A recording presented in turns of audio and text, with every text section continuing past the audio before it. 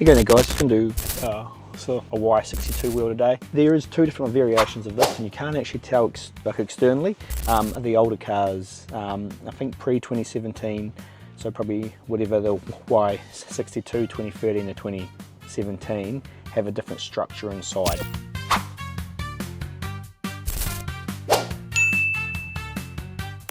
So there is two different variations because the structure inside can be a bit different. So we're going to take this off today and put in a new wheel. So either side here you've got a couple small little plastic clips. Get a trim tool, pop those out. There's one on each side here. They just put a trim tool in there and like sort of pop them out. So they are two Torx, actually 30 just like. You'll notice they are the tamper-proof ones. So the tamper-proof Torx are the Torx with the hole in the middle. So you will need those. Sometimes they can be a bit hard to get out, but if they drop down, it's okay. Then what you'll find is you can actually pull off the horn pad. You have to just make sure you unscrew these all the way. Like that, that's what they are there. So you can see they've got the little holes in them. Tamper-proof bit in the middle. Once that comes off, your horn pad can just slide off like that. And then in your horn pad, you just have, I'll show you, this is what you're going to have. Now, there's a black little clip on here. It's going to put a flathead under here and pop up this black clip. And your spade connector here is going to come off. Spade connector's got a little the thing on it that just needs to be pulled down to come off. And that'll pull off that. And that'll be your horn pad off just like that. That pulls off.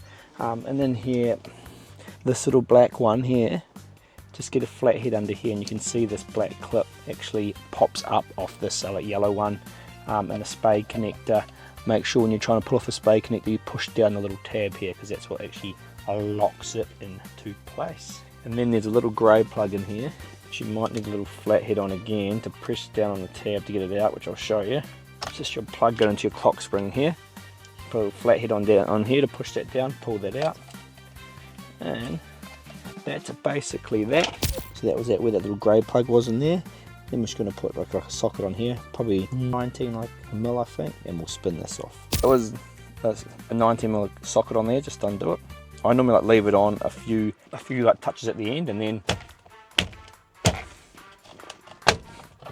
you give that. You can feel the wheel actually pulled off then, so give it a few bangs and then a few jerks from each angle, and then you can spin off that. Now that just saves you smashing yourself in the face when the wheel comes flying off, and you'll see it will pull off like that. There's your old wheel, clock spring, that was the plug we had out before. You can keep everything accented all nicely. This is the new wheel and this is the old wheel. Now the structure you're trying to check for to tell which other wheel you have is on the older ones. This is an older one, I think this might be 2015.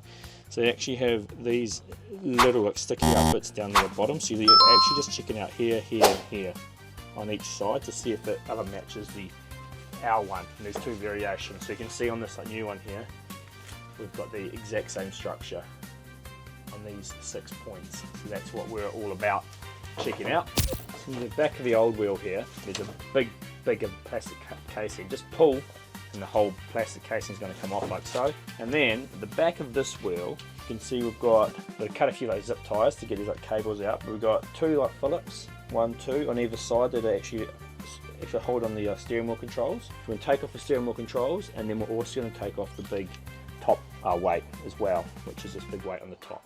And you're just going to pop out the two steering wheel controls. They do have a little locating bit in the bottom there.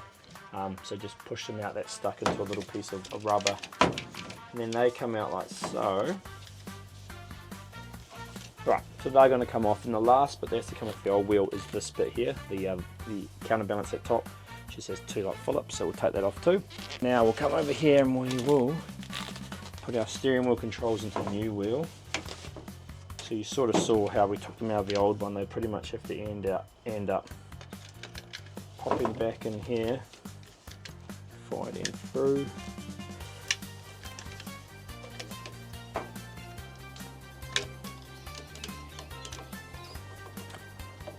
And you can see where they're going to fit in, so that's where that one's going to fit, and same on the other side there. Pop it all. And then you want to come around the back, and then you can even zip tie them kind of into the same location that they were on the old one. so you might just have to hold them in a little bit as you come back and do your screws.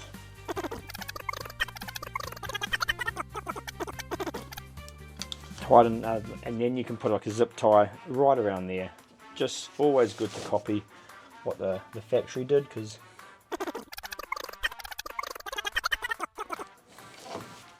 and I'll show you, all starting to look pretty cool. Now we will go and take the counterweight over and then go from there. Now you're going to grab the wheel, new wheel, tuck this through that hole again and line it back up. Should go on pretty spot on. This is just when you do want to have your actual wheel straight when you go to put it on. If you don't, go back and forward a few times, try and get it straight, and then trying to realign the teeth. If it's not absolutely perfect, what will actually happen is like next time you get your wheels done, or like alignment or whatever, they'll actually straighten it up anyway. Alright, that's in. Now you grab this again, spin it on. These actually had a marking on them, you'll see from other factory, so you can actually tighten that back to where that little black marking actually was, and that'll give you your actual factory torque without even having to think too much about it. Put that grey plug back on.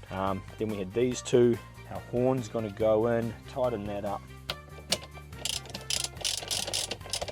Of that black mark, you'll be able to get the torque perfect again. You can see there it is on there. If you didn't have a black mark, you can actually put your own one on back on to help get it right. Grey plug back in with tuck one of the cables into here. Then we'll go and put our plugs back in here. So these ones came through this. Well, this one didn't actually come through. This one was just straight on here. Make sure that's on. And then we'll slide this back up and through. And we want to make sure, obviously, before we go and put it all back together, they're the only two things you're really worried about here. So push that airbag detonator plug back in, and you just push the black thing down again. That's basically all in like that. We'll just slide it in for now, and we won't put the actual torque screws in, but that is looking cool. So what we want to do is just power things up, make sure we still have our steering wheel controls actually working. So steering wheel controls are still working on the head unit there. I can see it's, yeah, cool. All your buttons are still working, so that was just something to check out there. So that is cool. Put the two sort of torques back in the side, and it will be looking pretty good. So all in all, actually fairly easy to put in, and it looks great once it's in. Again, there's the two variations. We'll try and make it clear on the product page so you know which one to grab.